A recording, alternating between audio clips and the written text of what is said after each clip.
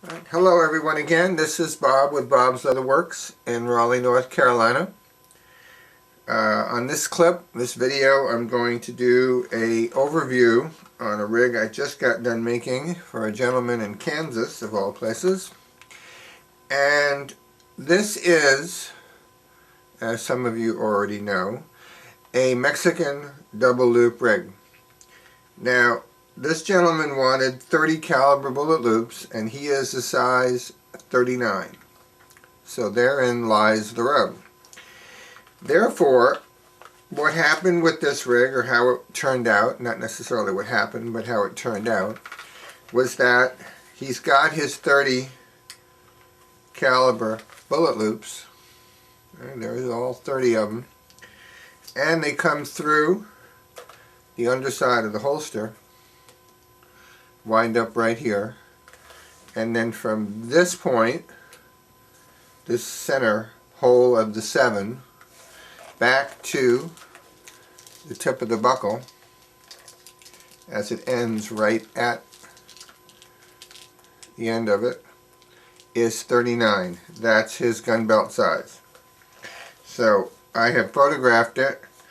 Eventually it will wind up on my website, but I'm making this clip to show him and you how it turned out. Now, this is a cowboy rig with an over-the-belt Mexican double loop rig. And it has a Ranger style closure, meaning again that the buckle setup, the underpiece, this piece goes through here, underneath, and of course this one goes through, and I'm not going to buckle it because I don't want to make any marks on here. Couple of things to tell you about how I make rigs again. This is suede lined, as is cowboy rig. It's one of its features. Okay, this is 2 layers of leather plus the suede for a total of 3. The belt winds up being about 1/4 of an inch thick, as you can see. All the rigs I make will have initials on them, your initials right there, and my stamp, okay, on the holster and on the buckle end of the rig. There are his initials, in this case BP. I use Chicago screws when I put on buckles, so that if you ever do change your buckle, it'll add about 2 inches in length if you use a trophy buckle, like a rodeo buckle that you won bucking horses or riding bulls. Now, this particular rig, I antiqued it, partly because it's a Mexican double loop rig. It is finished with shoe polish. I used Kiwi neutral shoe polish after I dyed this with a mix of 2 browns, 1 saddle tan and a light brown.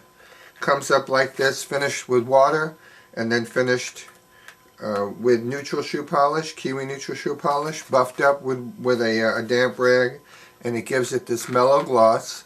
I got a lot of light on here this time, so I'm getting some reflections. This is a pattern that I made just for this gentleman, which I will be using in the future. And this is also one of the reasons why I wanted to show this rig off, because this pattern came out really nice for this 4 5/8 inch U-Birdie Peacemaker clone, which is my gun. It's right up here to the top. You've got a Latigo hammer thong on here, which has a tab on it of 2 lengths of the Latigo up off the hammer, and then you pull it through here when you put it back on to tighten it. Comes through a single hole punched right here, and down it comes. Now, you will notice that because he's got his 30 bullet loops, okay, with the rounds in them, and these are dummy rounds that I get from Western Stage Pops in Las Vegas. The primers have been punched out on them. I ran them through a gun. When you buy these in a 100 lot, you'll get a dummy primer that looks real. And if you want to make sure that people don't think you have live rounds in your gun belt, or that you in fact want to distinguish them from live rounds, because it says Winchester 45 Colt on them. This is real brass, real lead, but I ran them through a gun and I punched the primers down. His bullets come right through the holster. Right there, just like that. And I like this video angle, which I'm going to use to show off any future rigs I decide I want to make videos with. This rig also happens to look very much like the one that Kevin Costner was wearing using in Open Range. And if you look at Open Range next time you watch the movie, or if you already have it, go back and for a couple of moments here and there, you will see a rivet right at the end of the laced through bullet loops. His bullet loops were not sewn onto his rig. They were punched through with a 3/4 inch punch on the front layer, of course, of leather. And there's a rivet holding it in place right there. Now I used 2 long lengths of material, leather, so right at 15 there's a center one right here, which you may or may not be able to see. There it is right there. And then down here there's the other rivet finishing this up. Then you put the second layer of leather on the back, and then you put on the suede. So all in all, it winds up smoothing out again. And the suede, of course, it looks great, but its function is to grab onto your pants and prevent the rig from sliding around on you. This is a heavy rig, okay? And if you were a much bigger man than this gentleman is, and you were a 40, I don't know, 45 or something like that, and you had a 49-inch long gun belt, then your holster would wind up here and your bullet loops would start here, and they would not be running through here. But this was fairly common in the Old West.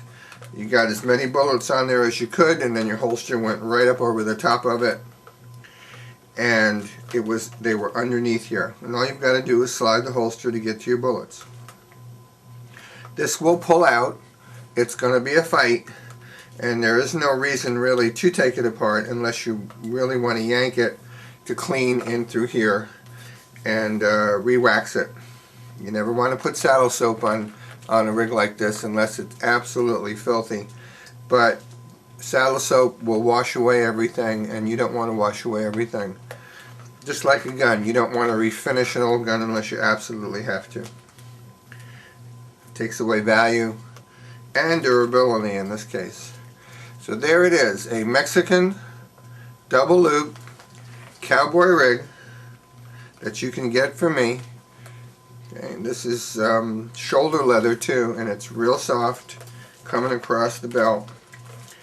And hopefully this is going to fit this gentleman perfectly.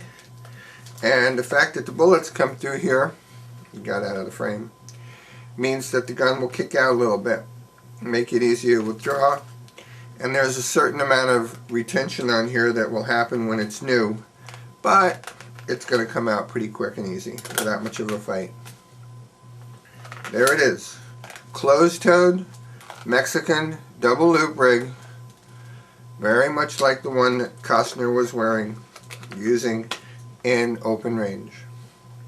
So that's it. Hopefully this is a nice quick overview of another rig that you can get from Bob's Leatherworks in Raleigh, North Carolina. All of my information will be on the titles on the clip when I post it up on YouTube. Thanks for watching and have a great day.